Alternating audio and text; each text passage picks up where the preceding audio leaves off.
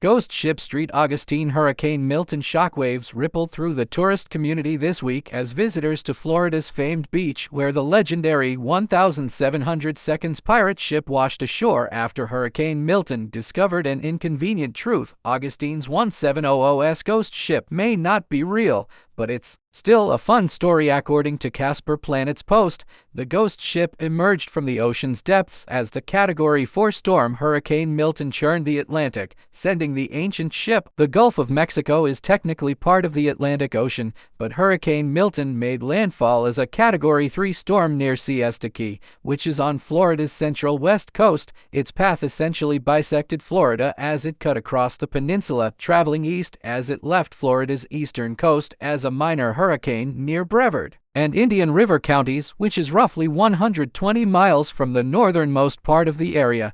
The satirical story used a fake quote from a made-up marine archaeologist to add to the story's legitimacy. To see a ship this old, in such good condition, simply appear out of the ocean during a hurricane, it's both fascinating and chilling, said the completely fictional Dr. Andrew Clark. Real maritime archaeologist sheds light on why 1700s ghost ships aren't a thing in Florida. And affiliate First Coast News spoke with Chuck Mead, the director of the Lighthouse Archaeological Maritime Program at the St. Augustine Lighthouse and Museum, who further debunked the story by shedding some light on what happens to most shipwrecks. His first issue with the story was the ship's depiction. While it appeared beaten and battered, it was still intact. Most of the wood from a ship hundreds of years old would have been eaten by critters. In the cases where some of the ship does survive, the lower part of the ship is typically the only thing to remain as it gets buried beneath the seafloor.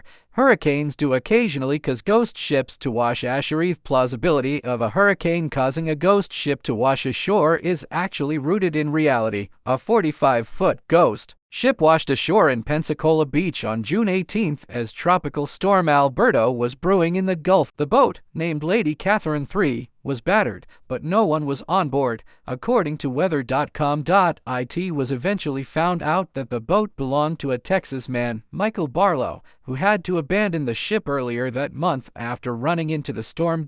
In 2017, another 45-foot sailboat called Kooky broke loose from her anchorage in Key West during Hurricane Irma. The boat floated more than 300 miles up Florida's eastern coast before it ran ashore at Spessard Holland South Beach Park. According to USA Today, the boat remained at Spessard Holland South Beach Park for 2 years before it was demolished. Its owner, Key West resident Jeffrey Sundwall, is imprisoned at the Jackson Correctional Institute in Malone, Florida. He was sentenced last July for sexual battery, cocaine possession, attempted obstruction of a criminal investigation, and 20 counts of possession of